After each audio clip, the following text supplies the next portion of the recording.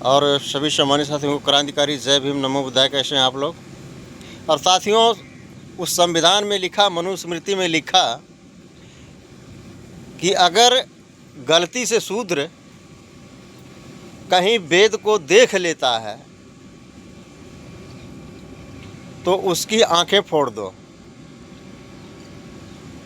अगर गलती से कहीं कोई ब्राह्मण उसको पढ़ रहा है और कोई शूद्र सुन लेता है तो उस शूद्र के कानों में शीशा पिघला करके डाल दो। और अगर गलती से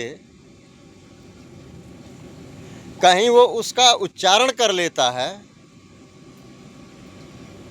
तो सरिया गर्म करके इसके मुख में डाल दो, इसकी ज़बान काट दो। अगर गलती से कहीं ये ब्राह्मण के बराबर बैठ जाए तो इसका पीछे का हिस्सा काट दो। उस मनुस्मृति में लिखा कि अगर गलती से भी कहीं ब्राह्मण के सामने शूद्र थूक देता है तो इसके दोनों होंठ काट लो।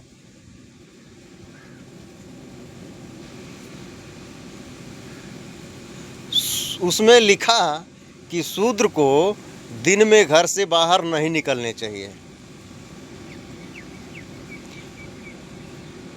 उसमें लिखा कि इनके गले में हांडी और कमर में झाड़ू होनी चाहिए ताकि ये ज़मीन पे थूके ना। ज़मीन पे थूकेंगे तो ज़मीन अपवित्र हो जाएगी, इसलिए गले में हांडी टंगवाया। मनुस्मृति में लिखा इनके पीछे झाड़ू बांध दो ताकि जब ये रोड पे चलें तो इनके पैर के निशान उस झाड़ू से मिटता जाए, ताकि किसी ब्राह्मण का पैर उसके पैर के निशान पे ना पड़ जाए। ऐसा मनुस्मृति में लिखा। उसमें लिखा कि शूद्रों को संपत्ति रखने का अधिकार नहीं है। अगर उसके पास गलती से वो संपत्ति अर्जित कर लेता है तो ब्राह्मण को चाहिए कि उसको छीन लो। अगर नहीं छीन पाता है तो उसको झूठे कर्मकांड में लगा दो, ऐसा उसको फंसाओ, ऐसा कर्मकांड उसके ऊपर थोप दो, ऐसा उसको चक्कर में डाल दो कि ताकि किसी न किसी तरह उसका पैसा खर्च होता रहे, उसके पास धन अर्जित नहीं होनी चाहिए। ऐसा लिखा उस संविधान में। लिखा कि शूद्रों के पास भैंस वैंस तो होगी लेकिन वो दूध नहीं पी सकते, वो सिर्फ पाल सकते हैं। बाकी दूध दही मालिक के यहाँ पहुँचा के आएंगे। और अछूत और सछूत दो उसमें कैटेगरी कर दिया। अछूत मतलब जिनके हाथों का छुआ हुआ वो खाना खा सकते हैं, जिनके हाथों का छुआ हुआ पानी पी सकते हैं,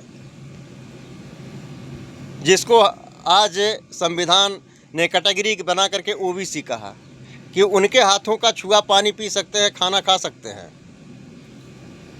लेकिन सछूत जो है उसके हाथों का पानी नहीं पी सकते, उसके हाथों का खाना नहीं खा सकते, उसको बिल्कुल एकदम नीचे रखा। उसको जानवर रखने का अधिकार क्या है? वो सूअर रखेगा, बकरी रखेगा, भेड़ी रखेगा, मुर्गी पालेगा। बाकी गाय भैंस पालने का भी उसको अधिकार नहीं दिया, मनुस्मृति में लिखा। इसलिए बाबा साहब डॉक्टर अंबेडकर ने 1927 में मनुस्मृति जलाए 25 दिसंबर को।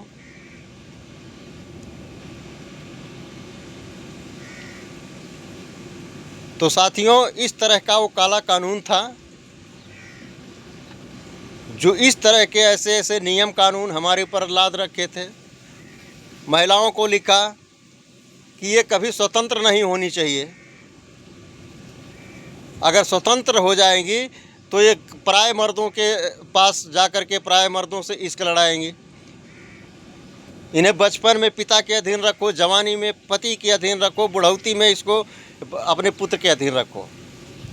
सोच कर देखिए, बुढ़ौती में भी नहीं छोड़ रहे हैं औरत को, बुढ़ौती में भी उसका पुत्र उसका के अधीन रहेगी। वो स्वतंत्र नहीं रहनी चाहिए। मनुस्मृति में इस तरह का विधान लिखा।